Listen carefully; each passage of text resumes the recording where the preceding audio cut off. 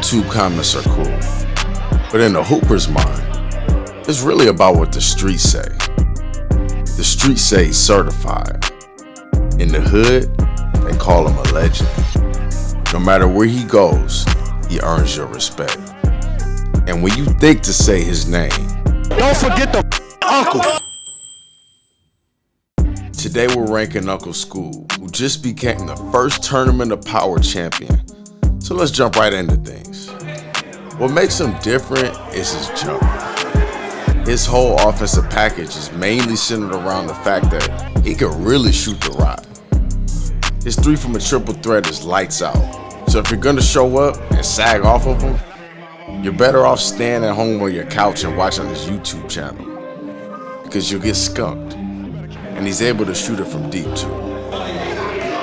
Thank you. And you have to be aware defensively, because as soon as the ref passes him the ball, he'll step back even before the ball gets to him to create space, and then he'll shoot it.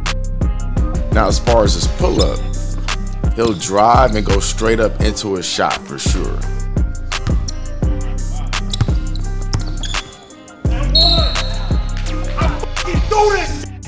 But what you will see him do mostly is step back, mainly going to his left.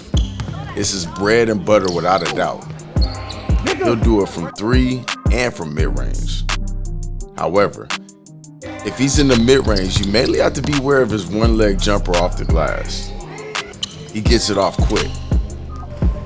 But bank angles, he's completely comfortable shooting those. I just love that he's always getting on balance and limits his left to right movement when it's time to shoot.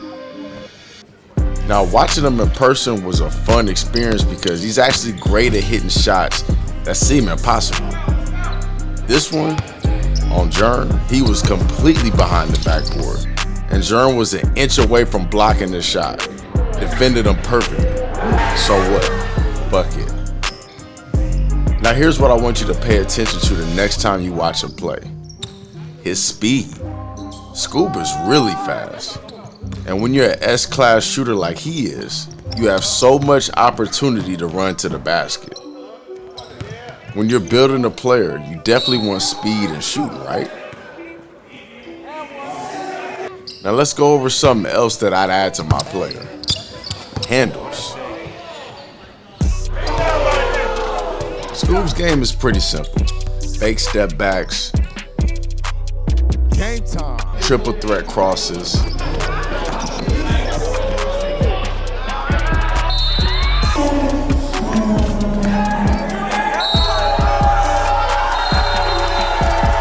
behind the backs,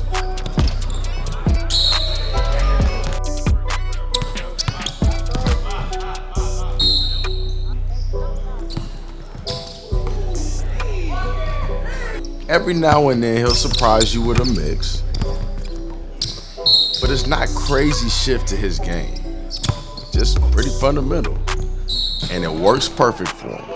If you follow him, you'll know he wins a lot. So let's go over his defense.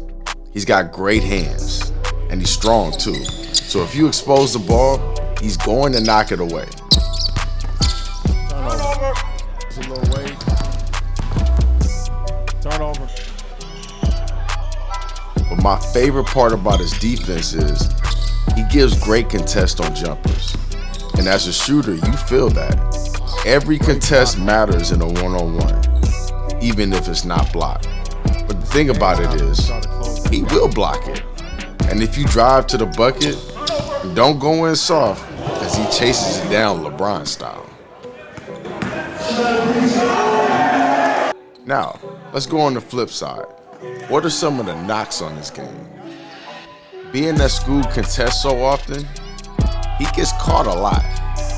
On the clips I have of him playing, when the offense shot fakes, he bites almost 30% of the time, which is a good amount, especially the closer that the offense is to the basket.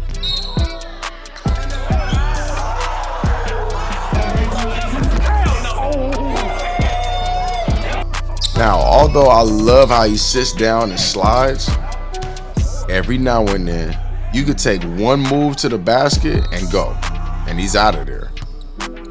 But this is a small knock because it doesn't happen that often. Defensively, your best chance at beating Uncle Skoob is crowding his space. If you close the gap and deal with the quickness on the drive, his bag isn't crazy deep compared to someone like a Nesco. But then again, it's still hard to stop him. Big guards have a better chance of beating him from what I've seen. Rob, Nas, Doc. But pound for pound, he's just as good as him. Honestly, in the last year, Uncle Skoob has taken a huge leap. He's a lot better now. Now let's go into two things that make him special in my opinion. One, he's in phenomenal shape. I'ma live and die by then, why not? Like, he doesn't get tired.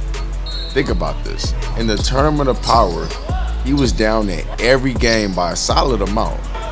But after halftime, his opponents are always tired and can't keep up the pace. They start sagging off, letting him shoot, and as stated before, you might as well be at home spending time with family than playing against him because he's going to hit those shots. He's built to last. But the other thing is what we all know. Toxic environments don't bother him in the least. As a matter of fact, they make him more confident. Being in other people's hoods brings him joy. Shutting down the crowds is what he lives for. Game time. Game time. And Uncle Skoob comes and upsets the crowd. Most people get antsy and tight when it's crowded spaces. Not him. He feels right at home.